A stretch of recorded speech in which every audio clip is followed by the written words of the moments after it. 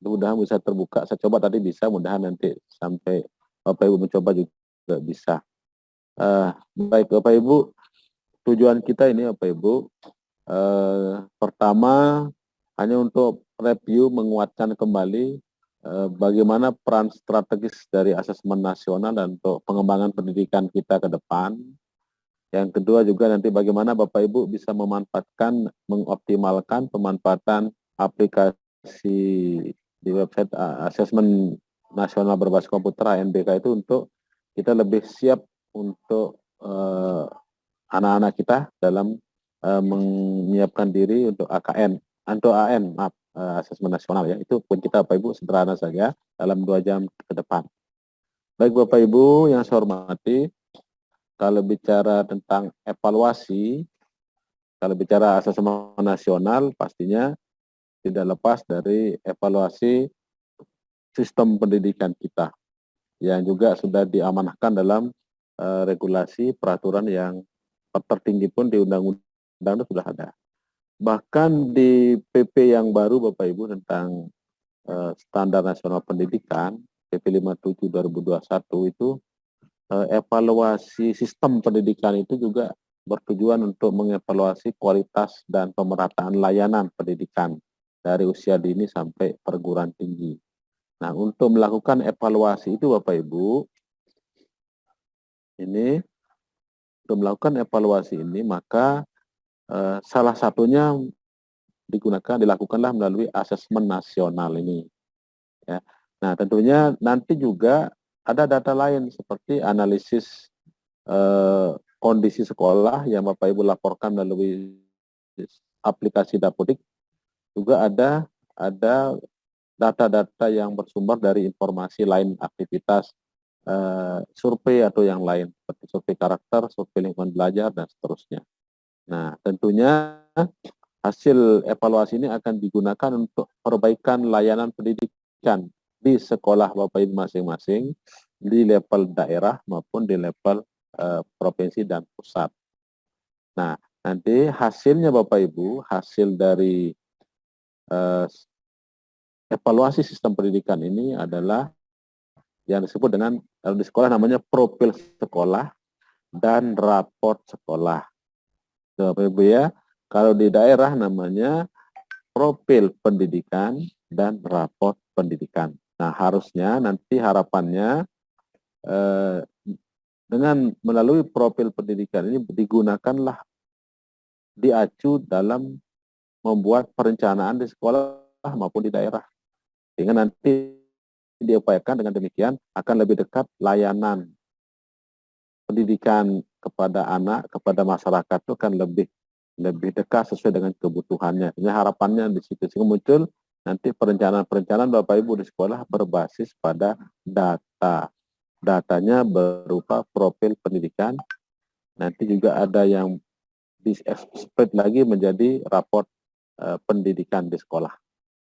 Nah, itu gambarnya Bapak Ibu. Nah, ini Bapak Ibu,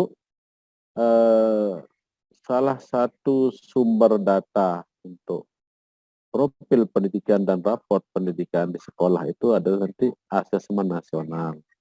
Ada dari Dapodik kalau sekolah, ada EMIS Simpatika kalau di madrasah. Ada platform-platform digital guru dan kepala sekolah nih Bapak Ibu yang ikut di guru berbagi di melalui SIMPKB, guru belajar dan seterusnya. Aktivitas Bapak Ibu yang terekam melalui SIMPKB itu juga bagian dari informasi penting. Sehingga Bapak Ibu penting juga untuk berpartisipasi dalam aktivitas platform digital tadi yang ada diakses melalui SIMPKB itu. Nah, nanti ada data guru dan TND, data-data lain nanti Bapak Ibu. Oke. Nah, ini nanti bentuknya, bentuk laporannya berupa profil satuan pendidikan atau sekolah atau madrasah, ada profil pendidikan daerah.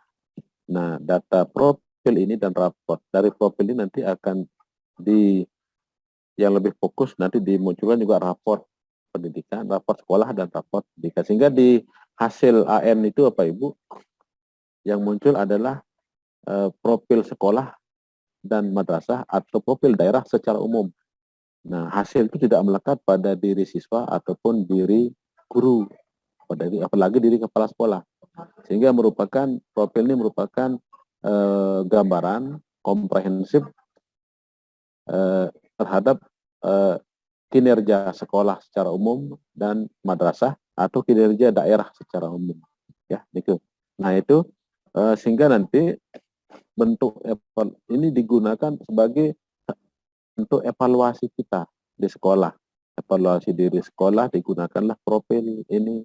Pemda menggunakan untuk evaluasi diri Pemda. Nah, nanti untuk akreditasi secara internal maupun eksternal nanti itulah dilakukan. Sehingga ini sistemnya. Bahkan nanti Bapak Ibu kita tidak lagi mengisi instrumen PMP tersendiri yang biasanya operator saja yang selesaikan itu. Itu sudah kalau Bapak Ibu sudah ikut mengisi instrumen melalui asesmen nasional nanti gurunya ikut ngisi, kepala sekolahnya ikut isi, maka otomatis nanti kita tidak perlu isi instrumen PMP lagi, cukup dengan itu sehingga kita lebih simpel untuk tahun berikutnya. Nah, Bapak Ibu nanti gambaran lebih simpel, lebih detail dari profil pendidikan itu ini Bapak Ibu, nanti ada 5 dimensi, ada dimensi ini diturunkan dari 8 standar Bapak Ibu. Ya, dimensi SKL itu nanti merupakan outcome, nanti ada 2 dimensi, ya, ada capaian hasil belajar dan pemerataan mutu pendidikan yang bermutu gitu. Nanti dimensi proses itu adalah ini relevansi, mutu relevansi, dan ada dimensi diturunkan dari ini Pak Ibu 3-4 standar ini. Nah, nanti ada dari 3 standar ini yang GTK, pembiayaan dan satpas itu nanti dilihat kompetensi gurunya, pengelolaan sekolahnya sebagai apa, sebagai input dan proses. Nah, ini hubungannya Bapak Ibu dengan nanti 4 standar akademik itu yaitu isi, proses, penilaian plus 1 pengelolaan ini akan menjadi proses yang di dimensinya menjadi mutu dan relevansi pembelajaran. Nah, ini ada 1 standar manajemen masuk di dalam pengelolaan. Ini gambaran nanti kita melihat inputnya, proses seperti hasilnya apa. Ini gambaran untuk mengukur, untuk melihatnya Bapak Ibu ya. Sehingga nanti dimensi seperti Bapak Ibu, output, proses, input. Nah, ini akan dilihat A, B, C, D, E-nya. Nanti ini juga akan digambarkan dalam kalau lebih detail Bapak Ibu, nah sumbernya dari mana data-data di indikator dan dimensi itu. Nanti mutu dan relevansi itu bersumber dari hasil AKM. Nanti berapa hasil literasi, numerasinya, dan seterusnya. Terus nanti beberapa indeks karakternya akan kelihatan. Demikian juga pemerataan dilihat dari AKM dan survei lingkungan belajar. Ini akan kelihatan nanti ya sumber datanya. Kompetensi dan kinerja guru akan lihat dari aplikasi Dapodiknya kelihatan dan aktivitas platform digital itu kelihatan. Nah, mutu relevansi nanti akan dilihat dari survei lingkungan belajar dan pengelolaannya pun akan terlihat seperti itu. Nah, ini gambaran bagaimana pentingnya peran dari asesmen nasional itu untuk kita memperoleh informasi yang akurat, yang valid untuk kita jadikan acuan perbaikan mutu pendidikan, layanan pendidikan di sekolah dan madrasah kita Bapak Ibu. Ini gambaran detailnya. Termasuk ini nanti Bapak Ibu kalau mau akreditasinya diperpanjang secara otomatis akan dilihat ini data ini akan dilihat kalau dari hasil kinerja ini Bapak Ibu sekolahnya reakreditasinya masih bagus maka otomatis diperpanjang. Kalau turun maka nilai kinerjanya turun maka akan ada ada reakreditasi dan visitasi ulang dan seterusnya. Ini sehingga data ini sangat penting untuk kelanjutan proses penjaminan mutu di sekolah dan madrasah. Baik Bapak Ibu, itu gambaran sedikit tadi tentang urgensi peran pentingnya asesmen nasional untuk perspektif pendidikan kita ke depan. Nah, kalau bicara asesmen, sekarang lebih banyak sebenarnya penilaian sama Bapak Ibu, tapi sekarang banyak menyebutnya sebagai asesmen, sebenarnya sama saja itu, ya. Kalau dari sisi bahasa pun sudah diacu ini ya, sudah dimasuk KBBI juga ada sudah, sehingga tidak perlu nanti berdebat panjang, mau senang yang menggunakan terminologi asesmen atau penilaian itu sama saja sebenarnya. Ya, baik Bapak Ibu, kita mengenal asesmen kelas, asesmen satuan pendidikan, dan asesmen nasional. Ini yang kita fokus nanti asesmen nasional saja. Asesmen kelas ini, Bapak Ibu, ini yang sebenarnya yang porsinya kalau lihat segitiga ini, piramida ini, sebenarnya porsi asesmen nasional kelas itu akan lebih luas, lebih banyak sebenarnya. Kalau asesmen nasional itu ya sekali setahun inilah kecil porsinya. Nah, tentunya kita harusnya kalau asesmen kelasnya sudah bagus, maka otomatis nanti asesmen sekolahnya, asesmennya akan bagus. Sehingga kalau mau memperbaiki, harusnya perbaikilah dari awal, ya, dari asesmen kelas. Jangan kita hanya fokus di asesmen yang sifatnya sekali setahun seperti dulu paradigma lama tuh ujian nasional tuh kan sifatnya seperti itu. Nah, baik Bapak Ibu, eh, untuk asesmen kelas ini eh, sangat fleksibel waktunya.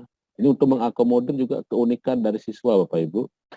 Ya, keunikan siswa. Artinya siswa itu kan sesungguhnya sangat beragam, different, berbeda-beda potensinya, kemampuannya. Nah, sesungguhnya pembelajaran yang terdiferensiasi itulah yang menjadi kebutuhan ke depan untuk perbaikan hasil belajar maupun proses belajarnya. Ini yang kata kunci kena di asesmen kelas. Sehingga asesmen kelas itu menggunakan berbagai teknik, tidak hanya tes tulis, tapi tes menggunakan teknik yang sangat banyak. Ya, ini modelnya. Kemudian yang asesmen sekolah, nah inilah yang sifatnya lebih ke off learning untuk melihat hasil belajar di akhir semester atau di akhir tahun dan digunakan untuk naik kelas atau lulus. Jadi kan itu, tapi akan lebih bermakna yang asesmen kelas itu, yang formatif asesmen untuk memperbaiki pembelajaran, anak-anak juga bisa memperbaiki diri, orang tua juga bisa memperbaiki bagaimana pendampingannya terhadap anak-anak dan seterusnya. Ya, baik. Ini harapannya Bapak Ibu, kalau mau suasana ujian nasionalnya tetap masih kuat, ya harusnya yang dibawa ke model asesmen ujian nasional itu adalah yang ujian sekolahnya. Gitu. Itu dibuat standar dan seterusnya ini kalau mau seperti itu, tapi ini kan tantangannya berat. Nah ini asesmen nasional ini Bapak Ibu, ini kan sudah terstandar nanti berbasis komputer. Nah, nanti akan bisa melihat daerah mana yang lebih bagus mutu pendidikannya bisa, karena kan standar instrumennya, sistemnya standar, pengolahannya dan waktunya. Nanti yang sekarang yang sangat esensial adalah mengukur literasi, numerasi, dan karakter. Ini yang menjadi awal. Tapi kalau ke depan, kalau dipandang perlu mungkin bisa saja ditambah Bapak Ibu, ditambah konten dari asesmen nasional tidak hanya literasi, numerasi, dan karakter, mungkin yang literasi lainnya, ya literasi yang lainnya mungkin literasi digitalnya atau literasi kewarganegaraannya dan seterusnya. Ya, ini bisa saja, tapi ini kita ikuti yang ada dulu. Ya. Nah ini Bapak Ibu, eh, kita akan fokus di asesmen literasi. Ini kan mengukur literasi membaca dan numerasinya. Mereka tidak akan ke literasi. Nah, di literasinya ini sebenarnya eh, targetnya itu adalah proses kognitifnya Bapak Ibu, ya. Proses berpikirnya adalah bagaimana anak punya kemampuan memahami, menggunakan, mengevaluasi, merefleksikan berbagai jenis teks Bapak Ibu, ya, untuk menyelesaikan masalah dan mengembangkan kapasitas individu. Nah, ini sehingga nanti ada proses berpikirnya lah, mengevaluasi, merefleksikan berbagai jenis teks. Ini yang kata kuncinya. Nah, sehingga ini nanti ada yang kalau dilihat kontennya Bapak Ibu, ada yang teks informasi dan ada teks sastra nanti. Nah, nanti proses berpikirnya adalah minimal anak menemukan informasi eksplisit maupun implisit, lalu melakukan interpretasi dan integrasi sampai pada melakukan evaluasi dan refleksi. Nanti konteksnya bisa personal, sosial budaya, dan saintifik. Ini kontennya, ya, kontennya ini bahasa bacaan. Nah, tentunya nanti untuk melihat lebih detail, misalkan teks informasi ini tujuannya untuk nanti memberikan fakta, data, informasi gitu dalam rangka mengembangkan wawasan. Kalau di teks informasi kalau sastra itu untuk memberikan pengalaman, mendapatkan rasa senang, hiburan, dan seterusnya. Mulai dari cerita, dari pengalaman, itu bisa apa Ibu. Ya. Lalu nanti menemukan informasi dan mencari akses dan seterusnya. Ini kan kebutuhan umum ya yang harus dimiliki oleh anak-anak. Termasuk evaluasi dan refleksi, interpretasi dan integrasi. Nah, konteksnya ini yang personal, berkait dengan pengalaman diri sendiri, sosial budaya ini berkaitan dengan kepentingan antar individu, budaya dan isu kemasyarakatan, masuk saintifik nanti. Nah, Bapak Ibu, kita lihat sebelum diskusi mungkin Bapak Ibu bisa apa yang mau dikonfirmasi dari informasi awal tadi, silakan sebelum kita lihat ke soalnya. Silakan. Itu dulu Mas, silakan Mas. Kalau ada yang raise hand mau mengkonfirmasi apa yang kita sampaikan tadi, boleh, silakan. Silakan Bapak Ibu, jika ada yang ingin bertanya.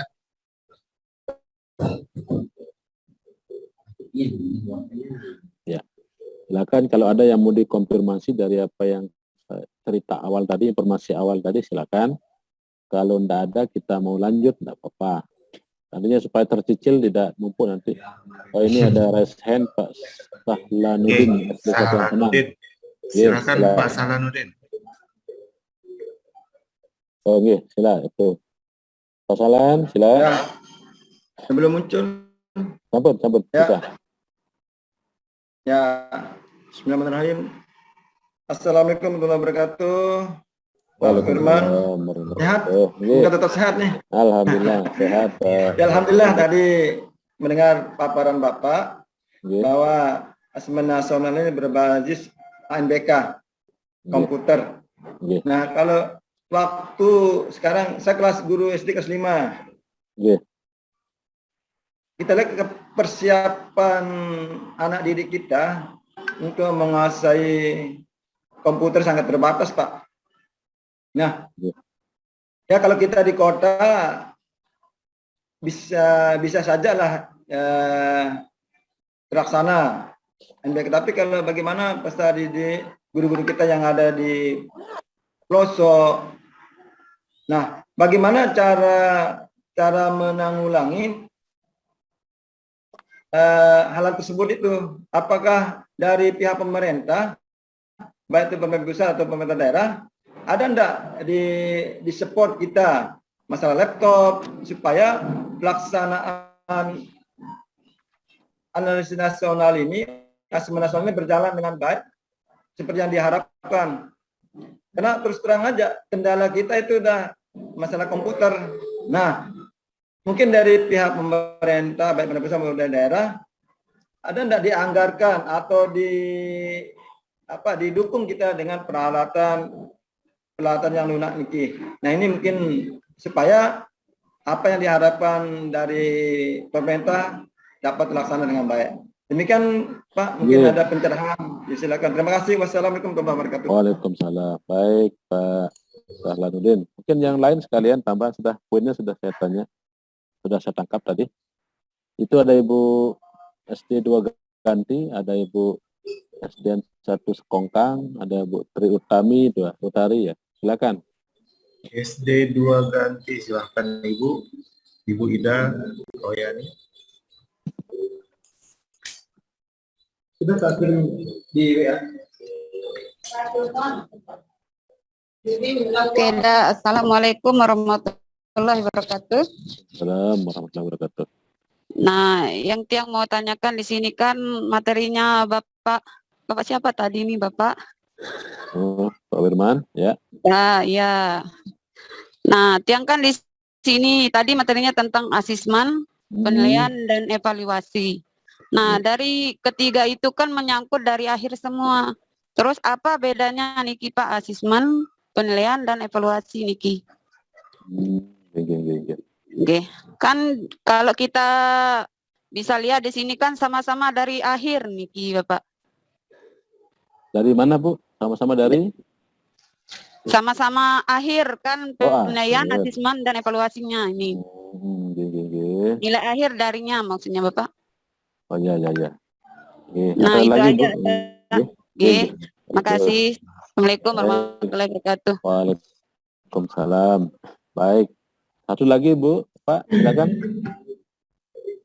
Silakan. SD 1 Sekongkang. Ibu Harwati. Bismillahirrahmanirrahim. Kedengaran Pak? Oh iya. Ya, Ibu. Saya Bu, kedengaran. Kedengaran. Baik. Bismillahirrahmanirrahim. Terima kasih untuk kesempatannya Pak. Begini, kan tadi sudah dipaparkan bahwa hasil AKM itu merupakan profil mutu dari kinerja sekolah. Sedangkan kita tahu AKM ini kan untuk siswa kelas 5 Pak. Sedangkan kami kendalanya di lapangan, dari awal pembelajaran itu kami daring hanya PTM-nya itu baru diizinkan untuk minggu ini. Terus kemampuan anak juga kami kan belum terlalu paham begitu. Bagaimana kira-kira solusi yang terbaik untuk kami rekan-rekan guru di sini begitu. Terima kasih Pak.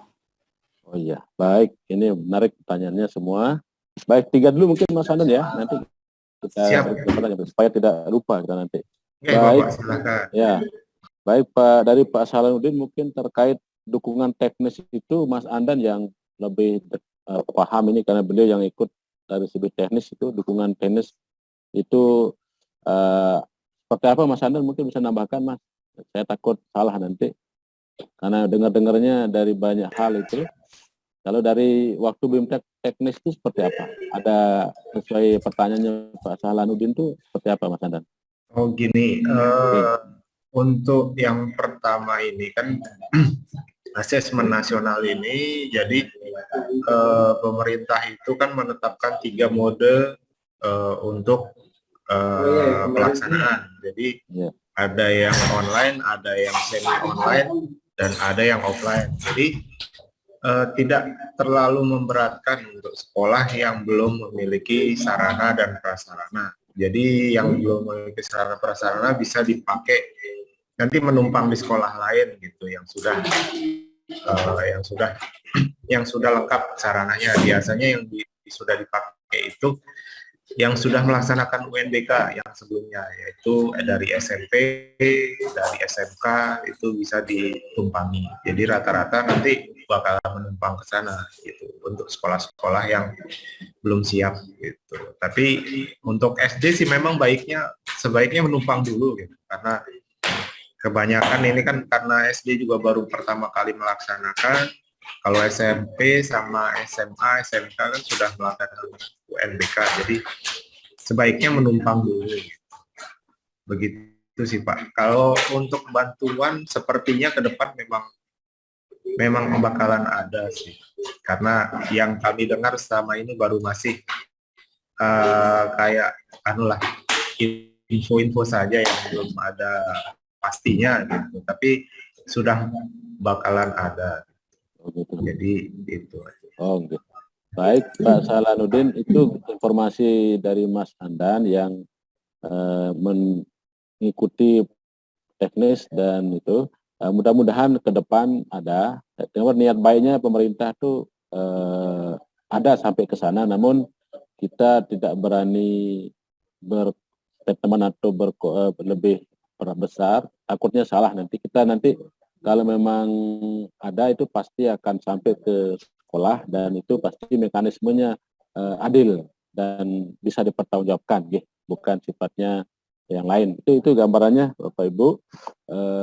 Memang tantangannya di SD ini memang terkait perangkat itu memang salah satu tantangan, dan kita kan juga tumben ini dulu ujian nasional kan tidak pernah sampai UNBK di SD. Nah, sehingga ini kan tantangannya akan beda dengan sebelumnya karena jumlah sekolah kita SD paling banyak.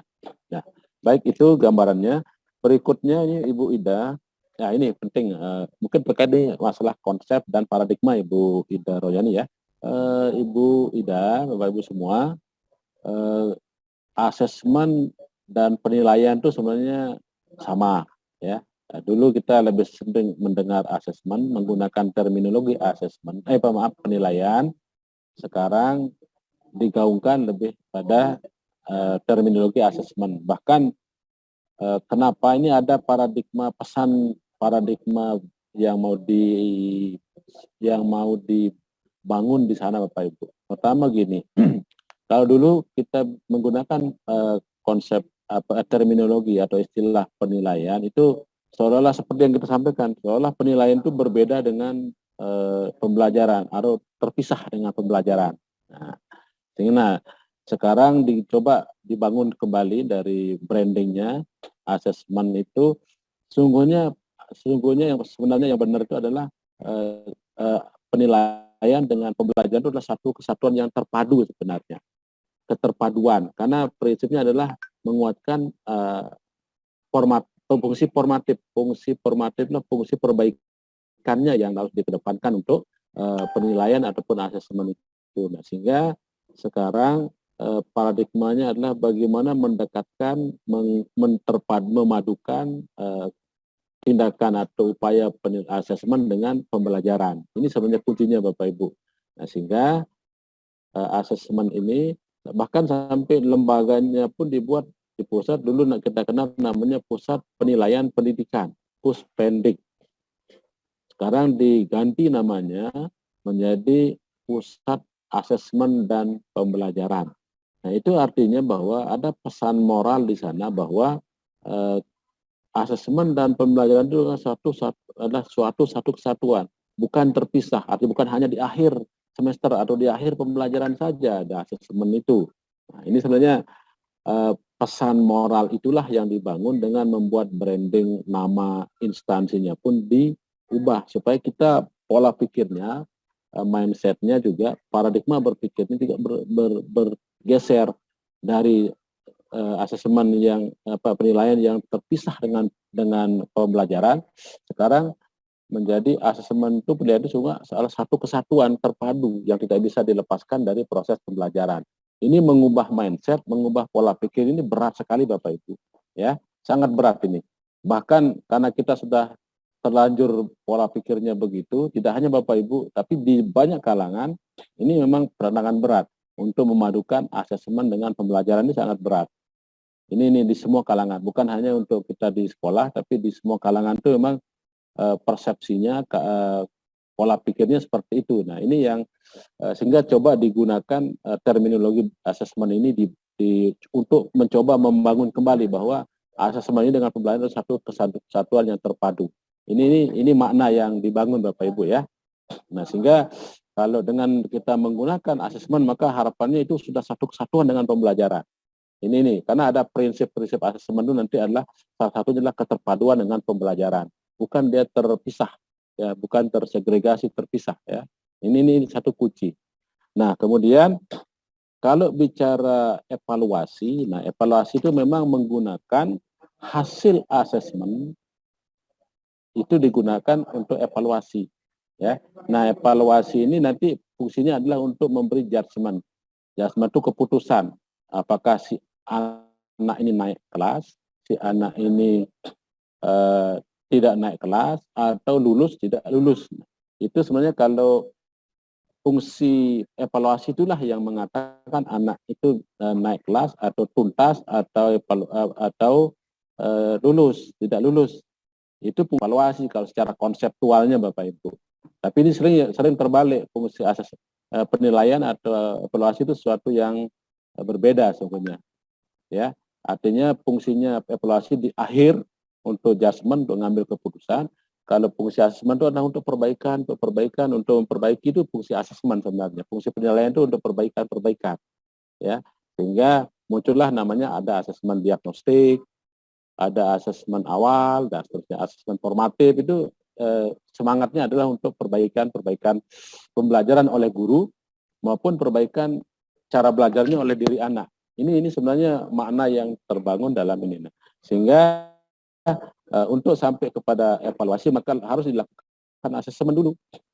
Nah, untuk memiliki asesmen harus dilakukan pengukuran. Pengukuran itu apa caranya? Ya dilakukanlah diukur dengan menggunakan alat ukur. Alat ukurnya dengan metode-metode yang pilihan yang sesuai dengan kondisi. Nah, ini Bapak Ibu ya terkait konsep asesmen, konsep evaluasi. Berikut Ibu dari SDN 1 Sekongkang ini menarik sekali Bapak Ibu. Dengan mengacu pada fungsi dari asesmen nasional adalah sebagai evaluasi diri sekolah, maka Bapak Ibu tidak perlu khawatir terhadap hasil asesmen itu sendiri sebenarnya. Mau hasilnya seperti apapun Bapak Ibu tidak perlu dikhawatirkan karena ini kan tidak ada judgement, tidak ada implikasi atau dampak yang merugikan sebenarnya dengan hasil asesmen itu.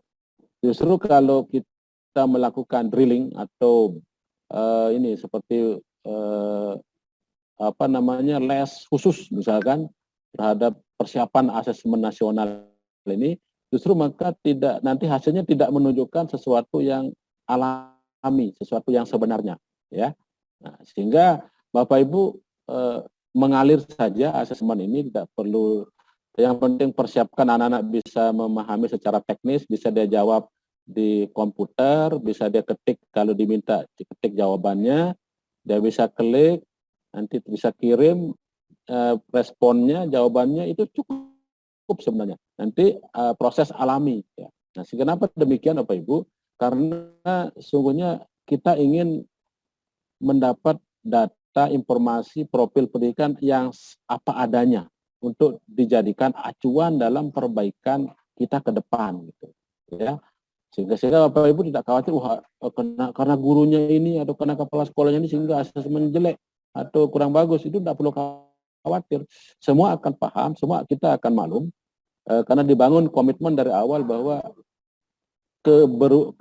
peruntukan dari asesmen nasional adalah untuk mencari data yang sebenar-benarnya, yang valid, sebagai acuan untuk kita memperbaiki ke depan langkah apa yang kita perbaiki.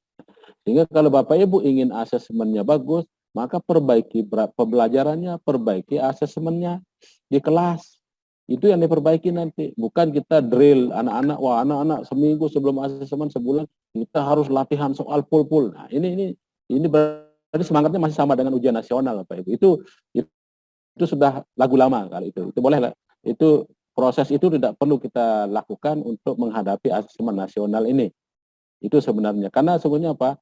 Kalau Bapak Ibu melakukan upaya khusus seperti Bapak Ibu menyiapkan anak-anak menghadapi SBMPTN kalau kuliah atau tes masuk perguruan tinggi itu kan itu memang di drill itu. Di drill, pokoknya latihan soal. Nah, kalau itu dilakukan untuk menghadapi asesmen, maka Bapak Ibu nanti akan dapat data, informasi, profil pendidikan yang palsu, namanya false, data palsu sebenarnya. Kenapa? Sungguhnya perbaikan itu bukan dihasilkan dari proses belajar, tapi itu adalah proses drill. Nah, ini sebenarnya yang mau dibangun, kenapa ujian nasional itu dilepas dulu Bapak Ibu, tetapi yang dibangun adalah perubahan paradigma. Sungguhnya munculnya asesmen nasional supaya kita bisa pola pikirnya berubah. Artinya semangat perbaikan pembelajaran dan asesmen di kelas itulah yang akan diperbaiki. Sehingga pondasi kita untuk asesmennya adalah di proses pembelajaran yang diperbaiki di kelas. Itu kata kuncinya Bapak Ibu. Sehingga Bapak Ibu tidak usah khawatir apapun hasilnya kita terima dan kita jadikan data untuk memperbaiki layanan pembelajaran kita untuk tahapan selanjutnya. Kunci itulah yang Bapak Ibu harus kita kedepankan untuk persiapan ini.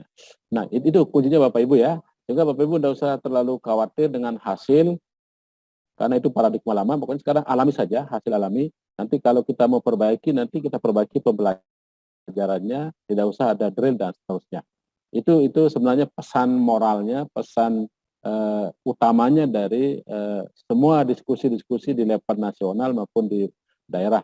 Tentunya banyak sekali model respon dari teman-teman di lapangan terhadap untuk menghadapi ASN nasional. Tapi kita inginkan respon kita normal saja, bagaimana bisa terlaksana dengan baik, masalah hasil tidak usah terlalu dirisaukan karena tidak ada penalti terhadap siapapun kalau melihat hasil asesmen nasional nanti. Itu kata kuncinya Bapak Ibu. Okay. Mohon ini dijadikan viral atau trending topik terkait dengan bagaimana kita menyiapkan asesmen nasional. Itu kata kuncinya Bapak Ibu, ya.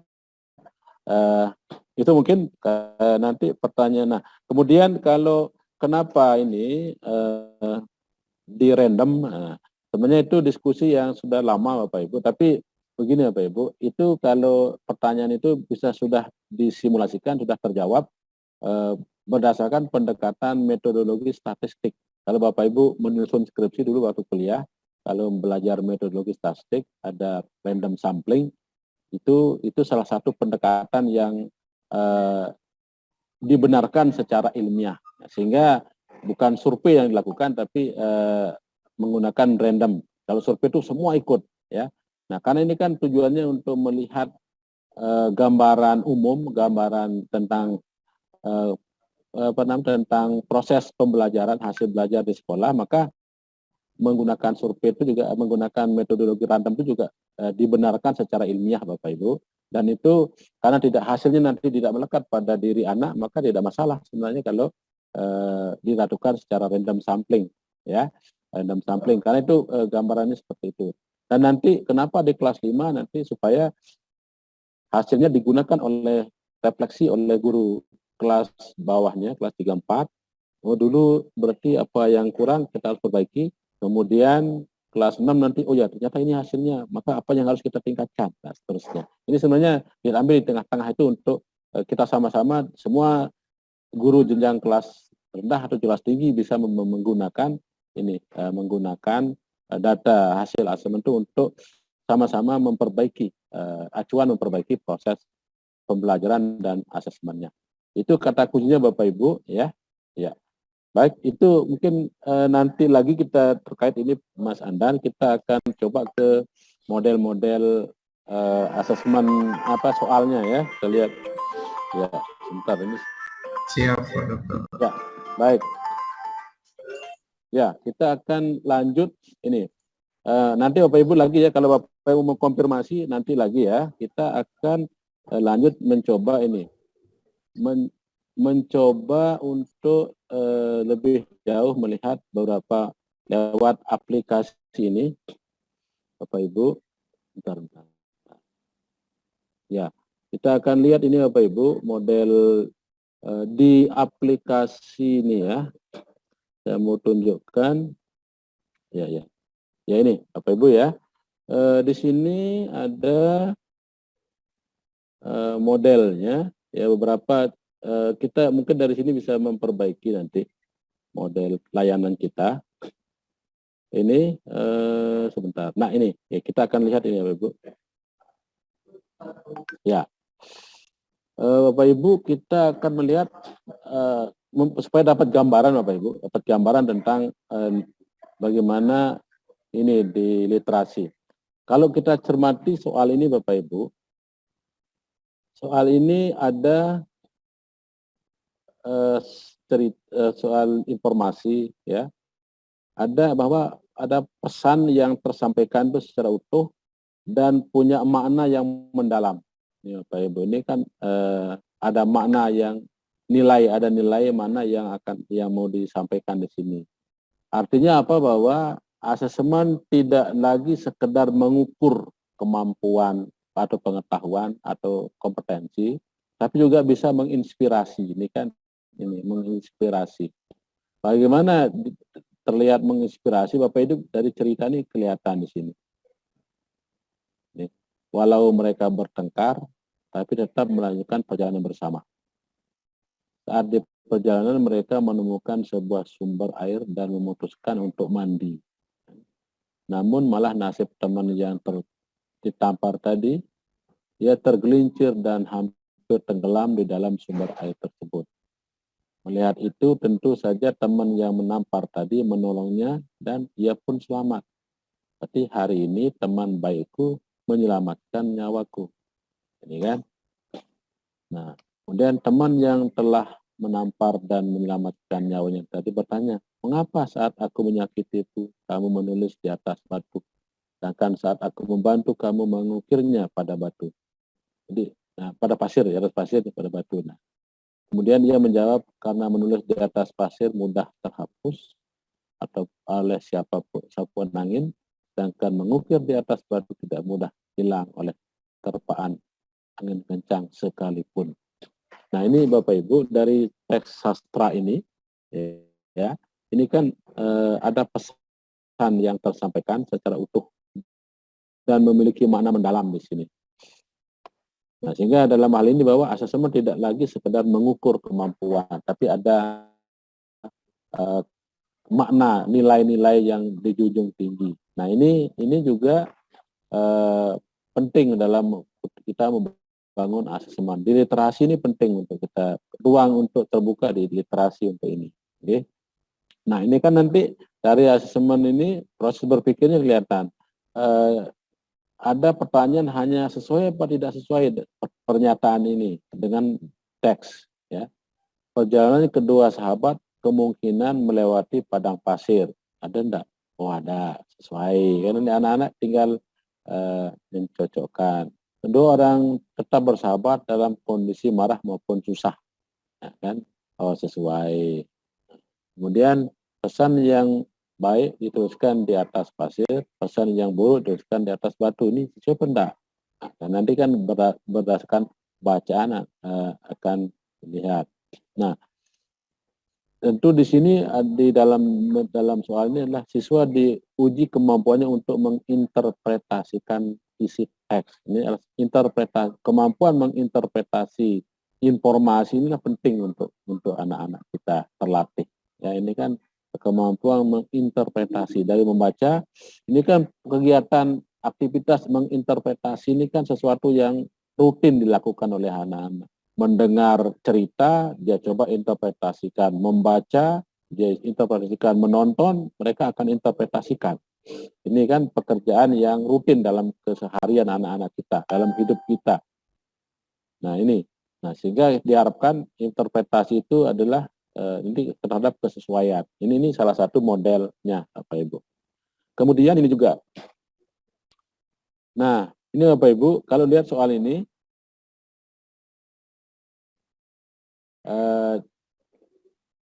jadi masih sambungan dari teks tadi, ya, pilihlah pesan-pesan yang merupakan simpulan dari isi teks. Nah, ini kan boleh, kalau nanti Bapak Ibu bisa ingatkan anak-anak, kalau dia kotak modelnya, maka boleh dipilih lebih dari satu kotak. Bahkan semuanya pun boleh kalau sesuai. Ya, Bapak Ibu.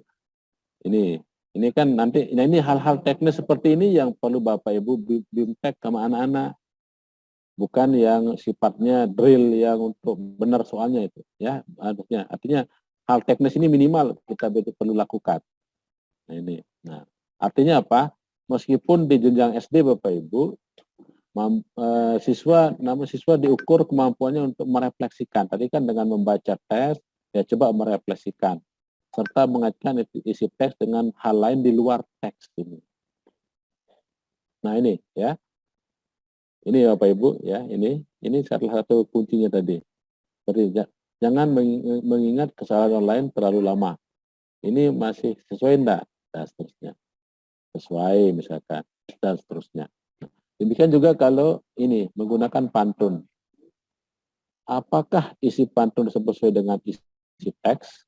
Nah, ini kan kebalikan ini. Maka anak-anak akan dilatih untuk merefleksikan juga di sini. Dari pemahaman, kemampuannya mencerna informasi, merefleksikan informasi, dan menginterpretasikan informasi dalam teks, maka anak-anak dicoba dikasih pantun yang bersesuaian ini atau yang tidak bersesuaian, ini masih nyambung enggak? Nah, ini kan kompleksitas berpikirnya itulah yang dituntut, kemampuan untuk berpikir kompleks, dan itulah yang dituntut dalam HOT itu Bapak Ibu. Ya, ini. Nah, ini salah satu modelnya Bapak Ibu. Ada yang raise hand, kita persilahkan Bapak Ibu. Ya, silakan. Mau ada yang dikonfirmasi terkait model tadi, silakan. Ini sudah ada 2, Pak. SDN 2 Kore, Ibu ya. Trisdawati. Silakan Ibu. Nah.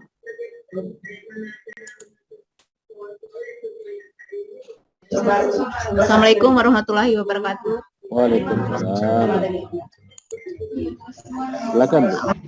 Saya Ibu Trisdawati dari SDN 2 Pore. Yang ingin saya tanyakan Pak, masalahnya di sekolah kami, kendalanya, sekolah kami tidak memiliki perangkap yang lengkap untuk melakukan ANBK. Ya, dan yang kedua, yang kedua itu bagaimana cara kita untuk mendaftarkan siswa kelas 5 yang untuk mengikutinya dan kapan jadwalnya. Terus yang ketiga, sesuai dengan asesmen yang contoh soal tadi, saya sesuai dengan teks, kemudian pantunnya itu sudah sesuai. Itu aja Pak pertanyaan saya. Assalamualaikum warahmatullahi wabarakatuh. Waalaikumsalam. Baik. Ada lagi berikutnya, silakan.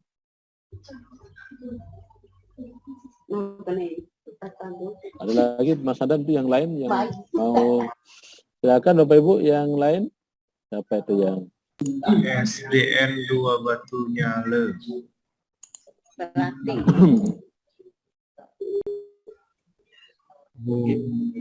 Assalamualaikum warahmatullahi wabarakatuh. Waalaikumsalam. Waalaikumsalam. Terima kasih atas kesempatan yang diberikan, Nike. Oke, silakan Pak Guru. Yang pengen tanyakan Nike Pak, kemarin di sesinya Pak Batiar, beliau mengatakan kalau nanti di AKM itu akan memakai sistem penilaian MSAT kalau tidak salah kemarin.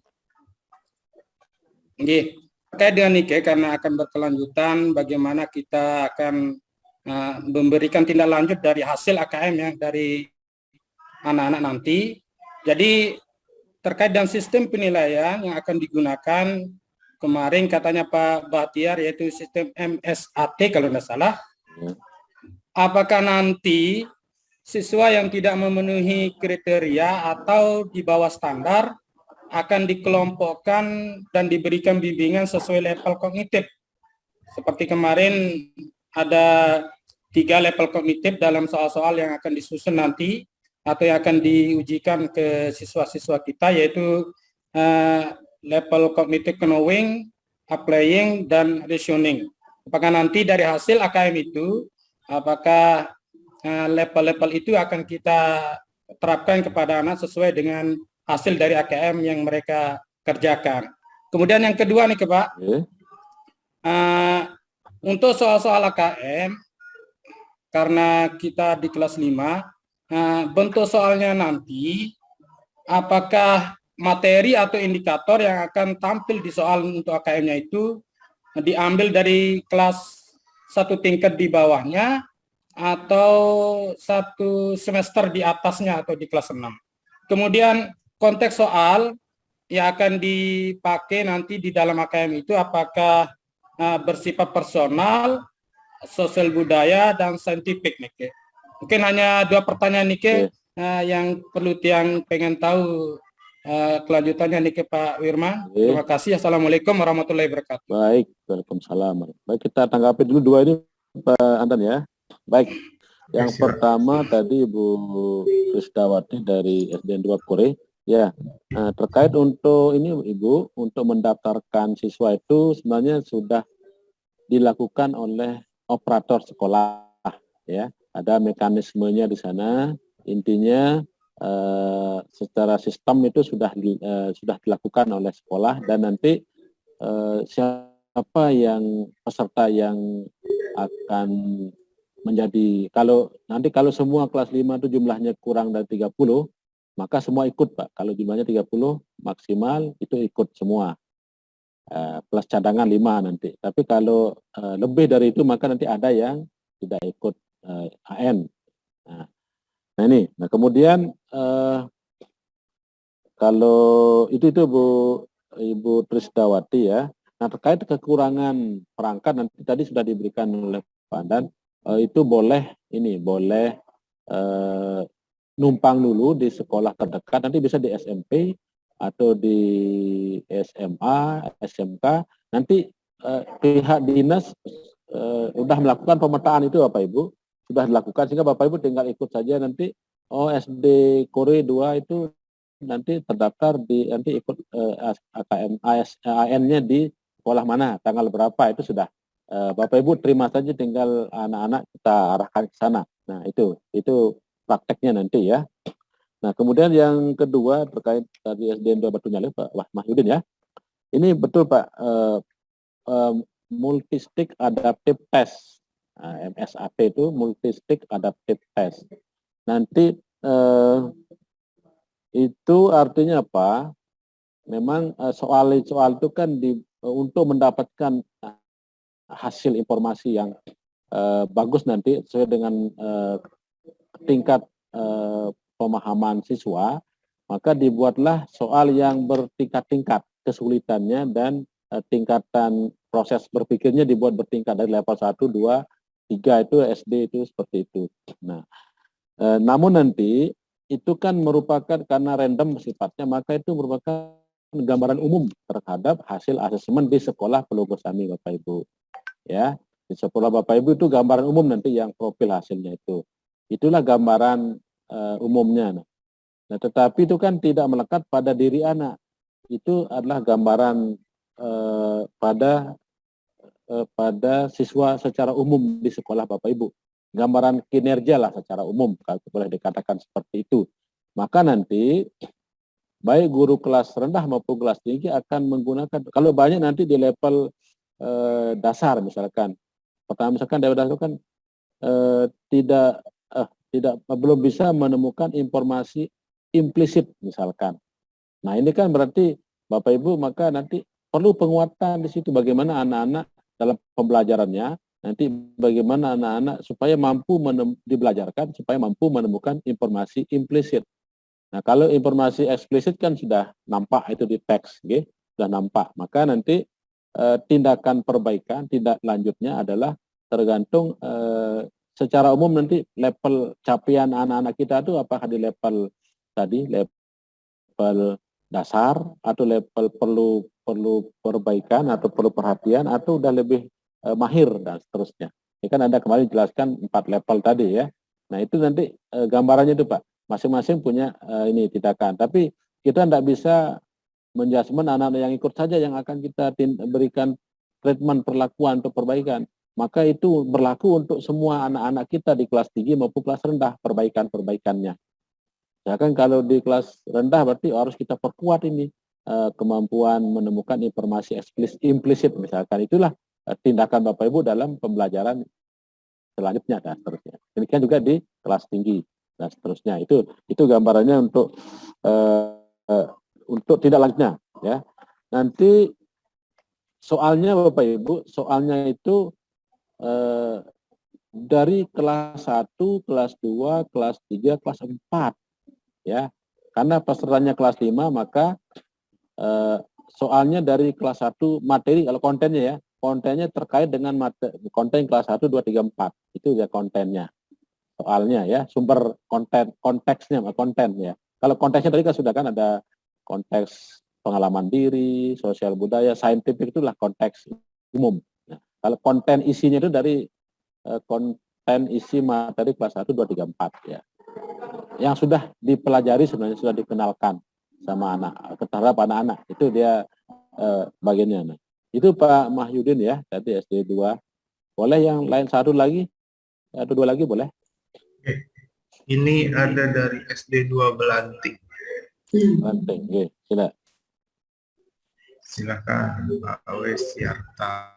Selamat siang. Terima kasih atas kesempatannya. Ada beberapa hal yang ingin Tiang tanyakan yang terkait tentang pelaksanaan AKM ini. Yang pertama, Tiang ingin sampaikan, yang 2 hari terakhir ini sudah melaksanakan simulasi di sekolah kami, yaitu dengan jumlahnya 18, dengan kesediaan laptop 6 laptop. Yang jadi pertanyaan saya, di sini operator saya memilih untuk melaksanakan AKM secara semi online.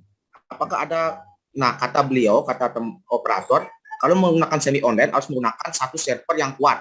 Itu mohon penjelasannya, apakah ada apa perbedaan yang online dan semi online.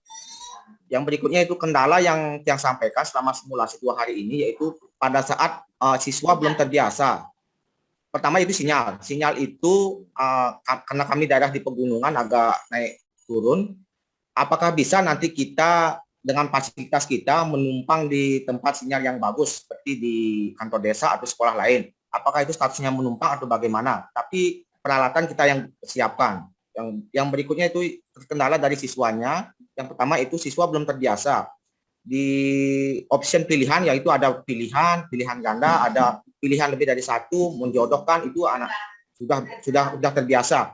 Yang menjadi kendala itu pada saat mengisi penjelasan itu lumayan dengan ngetik, jadi peserta didik masih agak bingung di keyboard itu, mencari A aja masih bingung, sedangkan waktu tetap berjalan seperti itu. Mungkin yang ingin yang tekankan atau yang perlu yang siapkan itu bagaimana, apa sih perbedaan yang online dan semi online itu. Terima kasih Bapak. Ya. Baik Pak Pandey, bagus sekali, sangat kontekstual pertanyaan beliau dari SD 2 Blanting. Nah, untuk teknis ini nanti Mas Andan nih lebih menguasai, nanti dijelaskan Mas Andan ya tentang semi online dan online supaya beliau bisa dapat gambaran. Satu lagi silakan nanti yang lain. Atau grafik yang disajikan.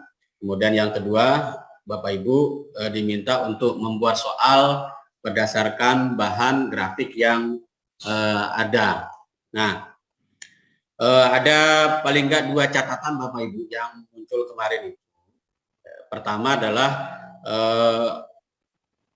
karena mungkin sudah menjadi kebiasaan, jadi soal ada 2 catatan saya, 2 soal yang mungkin masih muncul yang menanyakan yang masih sifatnya pengetahuan.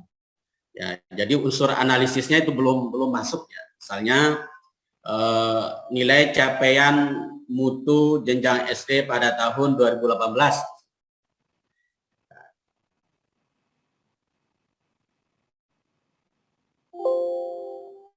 Nah, yang ini nilai capaian jenjang SD pada tahun 2018.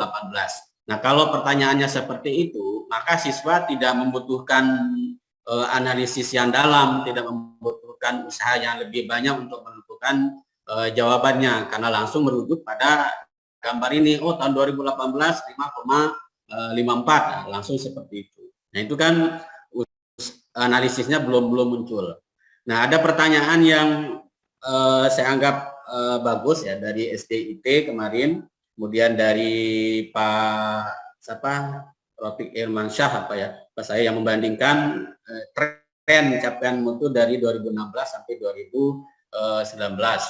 Itu yang bagus lagi yang SDIT ya, SDIT yang berusaha menggali informasi yang tidak tampak dalam grafik itu tapi ada.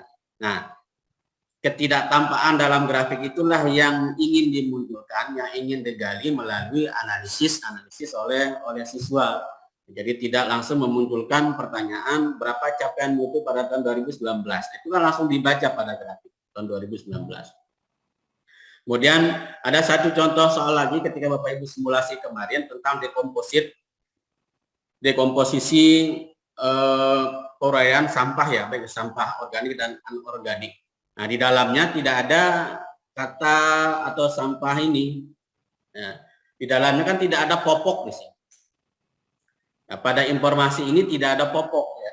Tapi yang ditanyakan adalah popok. Nah, ini yang dimaksud dengan menggali informasi dari sumber grafik, sumber data, sumber tabel yang bisa dikaitkan. Itu kan membutuhkan analisis tambahan. Nah, kira-kira begitu Bapak Ibu tipenya atau karakternya soal AKM ini. Nah, AKM ini Bapak Ibu pada dasarnya untuk ini ya, bagaimana melatih siswa itu berpikir majemuk Bapak Ibu ya. Bagaimana melatih siswa itu berpikir majemuk dalam matematika. Jadi Bapak Ibu ini ada satu buku ya, baru saja saya beli beberapa hari yang lalu, mungkin 3 hari yang lalu, bisa Bapak Ibu cari, tapi di Mataram ini belum ada sama sekali di toko buku, baik itu di Gramedia, Erlangga dan sebagainya. Ini belinya online shop tentang bagaimana berpikir majemuk dalam matematika. Nah, ternyata Bapak Ibu, setelah kita cermati, dalam proses AKM inilah salah satu yang bisa merangsang siswa untuk berpikir majemuk. Nah, supaya bisa berpikir majemuk, maka pertanyaan-pertanyaan yang dimunculkan oleh Bapak Ibu guru hendaknya juga memiliki variasi